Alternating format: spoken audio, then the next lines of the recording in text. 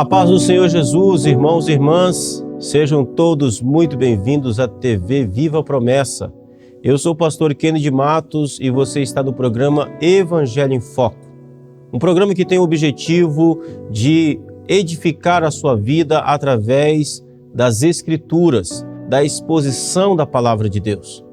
E diante disso, eu já quero desafiar você a fazer duas coisas. Primeira coisa, você pegue a sua Bíblia. Nós não podemos ir diante da Palavra de Deus para aprender da parte do Senhor sem termos a Palavra de Deus nas nossas mãos. Então pegue a sua Bíblia aí para que você possa nos acompanhar no texto, na exposição de hoje. A segunda coisa que eu gostaria muito que você fizesse é que você compartilhasse o link deste vídeo. Nós entendemos que Deus tem alcançado vidas através desse projeto, que Deus tem edificado pessoas também através dessas mensagens aqui dos nossos programas. Então, eu gostaria que você compartilhasse lá na sua igreja, você compartilhasse nos seus grupos de WhatsApp, nos seus grupos de mídias sociais, em todas elas, e deixe aqui no comentário o lugar de onde você está falando, de onde você está nos acompanhando. Deixe aí também a sua saudação em nome de Jesus. Deixa eu te fazer uma pergunta. Se hoje fosse promulgado, saísse uma lei do Supremo Tribunal Federal ou do Congresso Federal, se criassem uma lei hoje de que todos aqueles que são cristãos, que estiveram com Jesus, que se parecem com Jesus, deveriam ser presos, eu te pergunto, você seria preso? Se fosse considerado crime ter estado com Cristo, parecer-se com Jesus, pensar como Jesus pensa, você seria preso? Eu quero pensar com você hoje sobre isso e o quanto isso é sério. Então eu quero convidar você à palavra de Deus, porque isso já aconteceu. E vou lhe dizer mais, meu querido irmão, isso vai voltar a acontecer muito em breve. Então eu quero convidar você à palavra de Deus para nós vermos quando foi que isso aconteceu e quais são as implicações de alguém estar com Cristo. Quais são as implicações? Quais são as consequências de alguém que anda com Jesus, de alguém que está com Jesus, alguém que tem tempo, caminhada, história com Cristo? Então eu quero convidar você ao livro de Atos, capítulo 4. Atos, capítulo 4, lá no verso 13, diz assim: ao verem a intrepidez de Pedro e João, sabendo que eram homens iletrados e incultos, admiraram-se e reconheceram que haviam eles estado com Jesus. Deixa eu te dar o contexto desse verso para que você possa entender. Em Atos capítulo 3, Pedro e João, eles estiveram em um determinado dia indo ao templo para orar. Eram homens que amavam estar com Jesus. Eram homens que amavam ter uma vida com Cristo. Eles estavam indo ao templo em Jerusalém para orar ao Senhor, para buscar a Deus. E quando eles chegaram na porta daquele templo, quando eles estavam ali nas imediações do templo em Jerusalém, havia um homem ali há muitos anos, coxo, enfermo, pedindo esmola. E o texto diz que aquele homem, ao olhar para Pedro e João e ao estender as mãos e pedir esmolas, Pedro e João diz: nós não temos prata e nem ouro, mas o que temos te damos. Em nome de Jesus, o Nazareno, levanta e anda. E Pedro, tomando o homem pela mão, o puxou, ele levantou e andou. Isso fez com que uma multidão que estava ali naquele ambiente do templo ficasse maravilhada, porque esse homem curado, ele entra para dentro do templo saltando. Lucas diz que aquele homem foi tomado de uma alegria. Quem não ficaria? Ele entra para dentro do templo saltando de alegria e aquilo chamou a atenção das pessoas, aquilo chamou a atenção daquela multidão que estava ali. E eles quiseram saber o que era isto. E então, naquele momento, diante daquele milagre, Pedro então levanta e prega um sermão poderoso, anuncia o evangelho. Pedro acusa aquelas pessoas de terem matado Jesus, Jesus a quem havia curado aquele homem. Diante do milagre, Pedro aponta para o poder de Cristo, para o poder de Jesus. Jesus então ali, ele é anunciado. Jesus então ali, ele é pregado com autoridade. Mas deixa eu lhe dizer uma coisa, olha que coisa maravilhosa. Meus queridos e amados irmãos, nós queremos uma igreja viva, nós queremos uma igreja poderosa, nós queremos uma igreja que opera maravilhas, e Deus pode operar maravilhas. Deus cura ainda hoje, Deus opera coisas grandiosas ainda hoje. Mas Deus está à procura de homens que estão indo ao seu encontro para ter tempo com Ele. Deus está à procura de homens e mulheres que tiram tempo para estar com Deus. Deus está à procura de Pedro e João dos nossos dias, que estão indo a ter um tempo com Ele, a ter tempo com Jesus, a estar com Jesus. Nós queremos os milagres, nós queremos as manifestações poderosas, mas nós não queremos ter tempo com Deus. Isso é uma anomalia. Isso não existe. Esse homem foi curado porque Pedro e João estavam indo ter tempo com Jesus, estavam indo a ter um encontro privado, particular com Cristo. Deixa eu te fazer uma pergunta. Qual foi a última vez que você foi na igreja no culto de oração? Qual foi a última vez que você foi num culto de quarta-feira na sua igreja? Sua igreja tem projeto de oração sábado pela manhã? Ô minha irmã, qual foi a última vez que você foi no jardim de oração? E aí você fica querendo milagre, você fica querendo poder, mas você não tem tempo para estar com Deus. Você acha mesmo que isso faz sentido? Isso faz sentido para você? Isso não faz sentido nenhum. Não. O poder não está na oração, mas o poder está naquele em quem nós encontramos no tempo de oração. Pedro e João estão aqui, indo buscar a Deus em oração. E esse homem é curado. E nós chegamos então no capítulo 4. No capítulo 4 diz que Pedro ainda estava falando. Pedro estava pregando poderosamente, anunciando a Jesus, aquele que havia curado aquele homem. E tem um detalhe importante aqui, Pedro não fica voltando o foco para o milagre. A questão de Pedro aqui não é o homem que está pulando. Pedro não está preocupado com o milagre, Pedro está anunciando a Jesus, aquele que opera milagres. Aliás, esse deve ser o principal motivo pelo qual milagres devem acontecer no meio do povo de Deus. Não para que o povo de Deus fique orgulhoso e diga, aqui Deus opera milagres. Não, os milagres eles devem acontecer para que Cristo seja anunciado, para que Cristo seja pregado. Quando alguém é curado e Cristo não é pregado, o Evangelho não é pregado nesse momento da cura, da sobrenaturalidade, então aquilo ali não tem propósito. Aquilo é engano. Quando você vê os falsos profetas operando milagres, fazendo curas, fazendo coisas prodigiosas, a Bíblia diz que isso é um sinal de que Deus está entregando esse povo ao engano. Quando você vê os falsos apóstolos operando coisas prodigiosas, mas o Evangelho, a cruz não é pregada. A mensagem de Pedro passa pela cruz. Ele fala do Jesus crucificado e ressurreto. O único nome em que pode haver salvação. Se os operadores de milagres dos nossos dias não apresentam a Cristo, a cruz de Jesus, não apresentam o Evangelho de Jesus para trazer esses espectadores dos milagres ao arrependimento, à fé, à confissão, ao perdão, à salvação dos seus pecados, eles são falsos profetas, eles são falsos mestres, eles estão sendo um instrumento de engano na vida dessas pessoas. Porque o milagre, ele precisa ser a vitrine que chama a atenção para a cruz.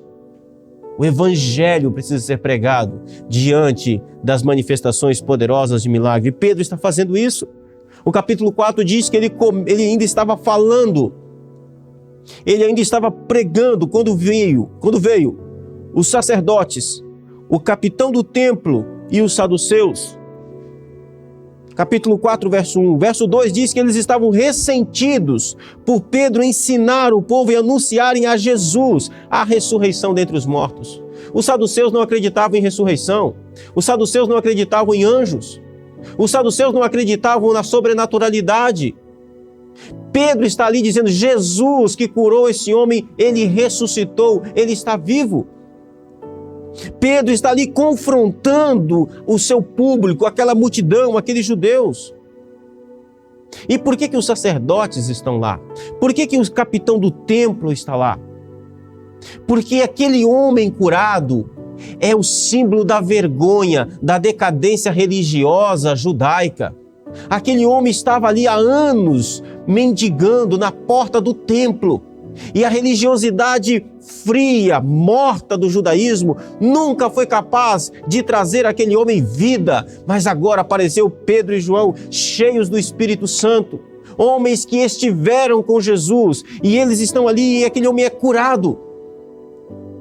E eles estão pregando a Jesus. E eles foram presos porque eles estavam pregando a Jesus. Deixa eu te voltar a pergunta para você. Se fosse considerado crime hoje pregar Jesus, anunciar Jesus, dizer que Jesus ressuscitou, que Ele é Senhor dos senhores e Rei dos reis, se isso fosse considerado crime hoje, você seria preso. Uma viatura pararia na porta da sua casa e levaria você preso por isso. Você seria demitido do seu trabalho por ser considerado alguém que esteve com Cristo, que esteve com Jesus. Pedro e João estão sendo presos. Eles estão sendo presos porque eles anunciaram a Jesus ressurreto. O texto diz no verso 3 que recolheram os discípulos até o cárcere até o dia seguinte. Mas olha que interessante, quando você está com Cristo, porque o verso 13 é o nosso tema. O verso 13 é o nosso texto básico. O verso 13 diz que as autoridades de Jerusalém viram que Pedro e João estiveram com Jesus, reconheceram que eles estiveram com Jesus. E gente que esteve com Jesus anuncia Jesus de forma poderosa. Gente que esteve com Jesus, preste atenção, estar com Jesus pode levar você para a cadeia.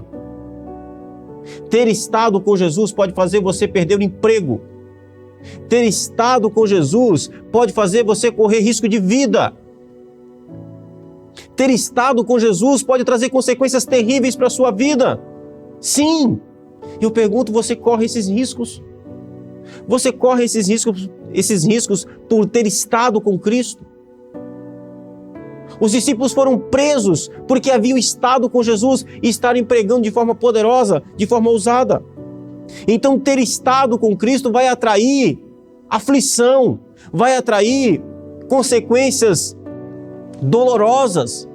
Ter estado com Jesus pode levar você para a cadeia. Mas ter estado com Jesus também, meus irmãos, vejam isso, o verso 4 diz que muitos, porém, ouviram a palavra e aceitaram, subindo o número de homens para quase 5.000. Ter estado com Jesus fez com que a palavra de Pedro e João tivesse poder e autoridade, a ponto de que centenas, milhares de pessoas reconhecessem Jesus como Senhor e Salvador. Oh, meus queridos, nós queremos ver a igreja crescer, mas nós não queremos ter estado com Jesus. Isso é uma tragédia. Você quer ver a sua igreja crescer? Tire tempo para estar com Deus. Ande com Jesus. Que você seja encontrado com Cristo. Não é a sua inteligência, a sua sapiência, o seu método infalível. Tem gente que gasta um determinado valor considerável com livros, com as melhores estratégias. Investe tempo em leitura, isso é bom, mas investe tempo em leitura. mas não passa tempo com Cristo. Como fazer a igreja crescer? Métodos para fazer a igreja crescer. 10 passos para a sua igreja crescer. E Cristo? Pedro e João não tinham nada disso, mas eles haviam tido estados com Jesus. Eles haviam se encontrado com Cristo. O verso 5 diz que no dia seguinte se reuniram em Jerusalém as autoridades, os anciãos, os escribas, o sumo sacerdote Anás, Caifás, João, Alexandre e todos que eram da família do sumo sacerdote. Os discípulos foram presos. No outro dia, a nata de Jerusalém, a nata religiosa, poderosa de Jerusalém, foram lá para resolver essa situação, para perguntarem, questionarem, inquirirem os discípulos. Com que poder, com que autoridade eles haviam feito aquele homem andar, aquele homem ser curado. Mas preste atenção no detalhe. Você tem aqui, no dia seguinte, as autoridades de Jerusalém. Você tem os anciãos, os líderes, os escribas, os doutores da lei, os mestres. Você tem o sumo sacerdote. Você tem os parentes dos sumos sacerdotes. Você tem representantes da corte romana no outro dia lá, para verem esse fenômeno dos discípulos. Esse pessoal tem poder, esse pessoal tem autoridade, esse pessoal tem influência, mas esse pessoal nunca esteve com Jesus.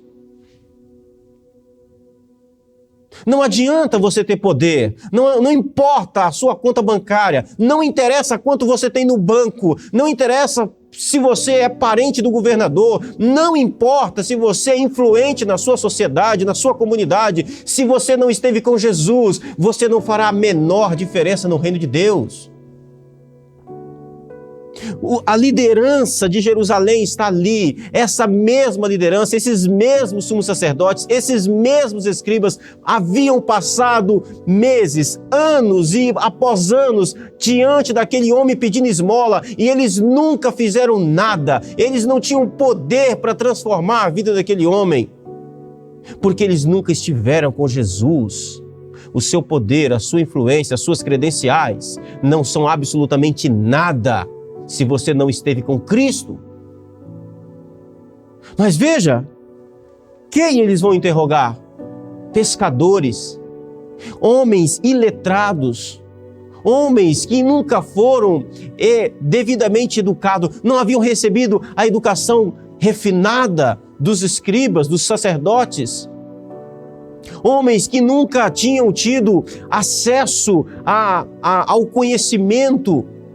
Homens que mal sabiam ler e escrever, homens incultos, sem cultura. Pedro e João, pessoas simples. Mas eles haviam estado com Jesus, eles haviam estado com Cristo. E a característica de que eles haviam estado com Cristo é que quando esses homens falaram, eles falaram como Jesus falava. Deixa eu lhe dizer uma coisa. Essas autoridades, esses escribas, esses sacerdotes, eles conheciam Jesus. Eles associaram os discípulos a ter estado com Cristo. Deixa eu lhe dizer uma coisa, meu irmão. Esse mesmo mundo que odeia Deus, que odeia Jesus, conhece Jesus. Você não pode se escapar disso. Você não pode dizer que é crente e viver uma vida mundana, ímpia, pecaminosa. O próprio mundo vai saber discernir se você esteve com Jesus ou não. Esse próprio mundo que odeia Cristo, que abomina Jesus, ele tem discernimento quando você diz que é cristão. Porque quando você diz que é cristão, você diz que você é um seguidor de Jesus, de que você esteve com Ele. Mas esse mundo tem discernimento, ele conhece o seu Senhor. E se o seu testemunho de vida não condiz com aquilo que o seu Senhor é, esse mundo reconhecerá. Pedro e João, eles falam como Jesus falou. Eles têm a mesma opinião que Jesus. Eles pregam o mesmo evangelho que Jesus, porque eles estiveram com Jesus. Eles estiveram com Cristo. O texto diz que então todas as autoridades se reuniram, no verso 9 diz que visto que eles foram interrogados. Verso 8 diz, então Pedro, cheio do Espírito Santo, lhe disse. Pedro vai responder. Eles fizeram uma pergunta para Pedro, com que poder ou em nome de quem vocês fizeram isso? Com que poder ou em nome de quem vocês fizeram? E Pedro, cheio do Espírito Santo, presta atenção nisso. Pedro não apenas esteve com Jesus. João não apenas esteve com Jesus, mas eles estão cheios do Espírito Santo. Eles estão cheios do poder de Deus. Esses homens não apenas viveram uma experiência privada com Jesus. Eles não apenas tiveram um tempo com Cristo de oração. Não apenas isso. Não é algo apenas que aconteceu no passado. Não é algo apenas que aconteceu em um determinado momento da vida deles, mas isso aconteceu num determinado momento da vida deles. Eles estiveram em um determinado momento com Jesus, mas eles também estão cheios do Espírito Santo. É uma ação contínua, é uma ação que está acontecendo naquele momento, naquela hora. Eles estão cheios do Espírito. Mas Pedro, cheio do Espírito Santo, lhe diz, autoridades do povo e anciãos, visto que hoje somos interrogados a propósito do benefício feito a um homem enfermo, de modo que foi curado, tomai conhecimento, vós todos e todo o povo de Israel, que em nome de Jesus Cristo o Nazareno, a quem vocês crucificaram, a quem Deus ressuscitou dentre os mortos, sim, em nome dele é que este está curado perante vocês. Olha o poder, olha a autoridade que há em Pedro em pregar o Evangelho. Essa autoridade que Pedro está demonstrando, esse conhecimento, essa convicção, essa certeza de que Deus havia operado a cura daquele homem através de Jesus Cristo, o mesmo Jesus que aquelas pessoas haviam crucificado. Esse Jesus estava vivo, ele estava ressuscitado e ele havia curado aquele homem. Pedro diz isso com tanto poder, Pedro diz isso com tanta autoridade, que aqueles homens não tiveram dúvidas. Não tiveram dúvidas. Essas autoridades não têm dúvidas depois daquilo que Pedro está dizendo. Eles não disseram que Pedro estava mentindo. Não. Eles tentaram calar Pedro, mas não ousaram negar que aquilo era uma verdade, que Jesus realmente tinha ressuscitado, que eles realmente tinham matado a Cristo, crucificado a Jesus, mas que Jesus estava vivo e havia operado esse milagre poderoso. E o texto, então, continua dizendo que Pedro vai dizer que este Jesus é a pedra rejeitada por vós, os construtores, o qual se tornou pedra angular.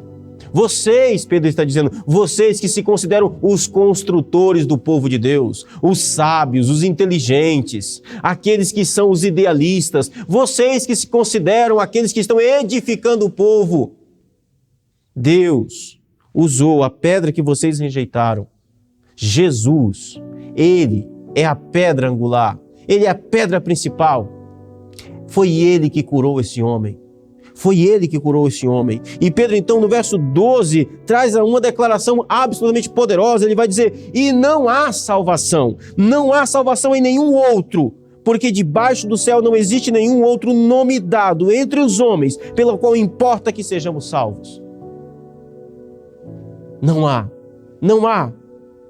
Não existe salvação em Maria, não existe salvação em Pedro, não existe salvação em João, não existe salvação na reencarnação, não existe salvação na religiosidade, não existe, não há salvação em nenhum outro, porque debaixo do céu não existe nenhum outro nome dado entre os homens, a não ser, que importa que sejamos salvos, a não ser o nome de Jesus.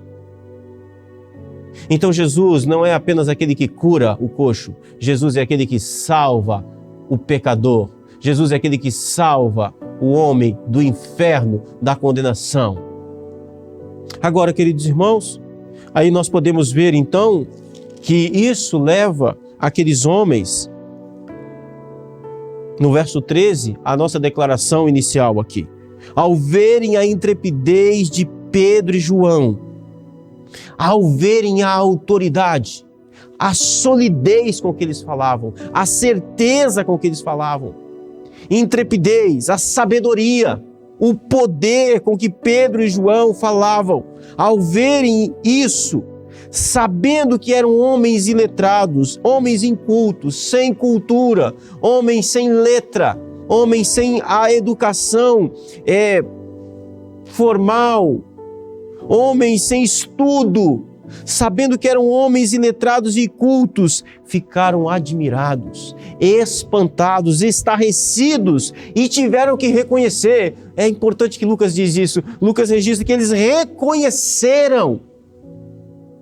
Eles viram, eles reconheceram que estes homens, que Pedro e João, haviam estado com Jesus.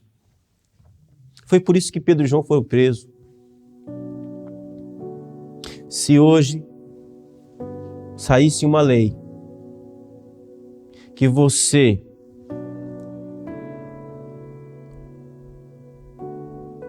que se fosse considerado crime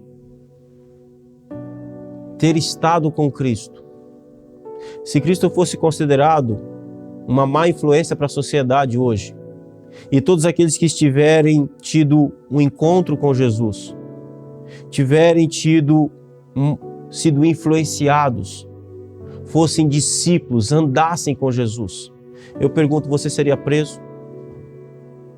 Você seria preso se fosse considerado crime pregar e anunciar Jesus, pregar o Evangelho? Você seria preso?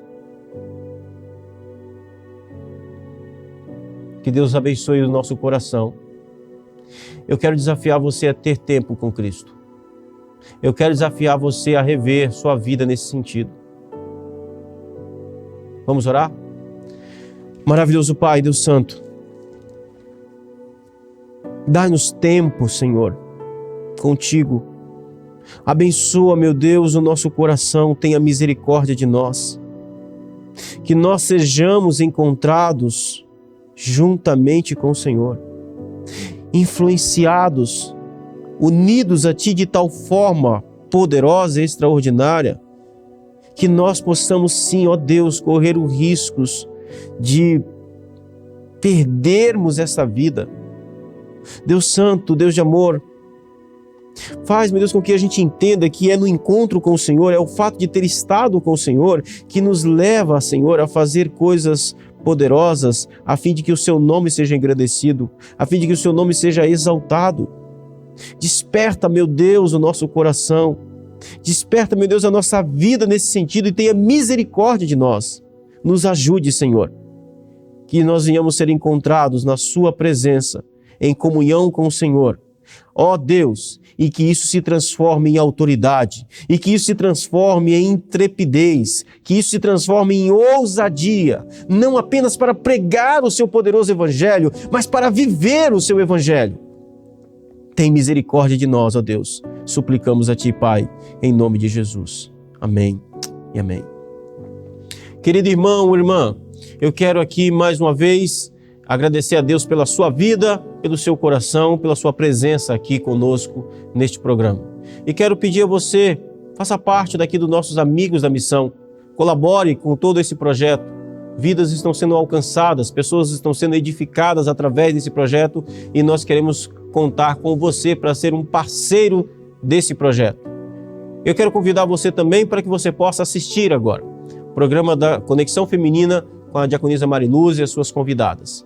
E desafiar você de novo a compartilhar essa mensagem. Edificou a sua vida? Compartilha. Coloque aqui embaixo nos comentários o lugar de onde você está nos acompanhando e eu espero você aqui na próxima semana, se Deus quiser, em nome de Jesus.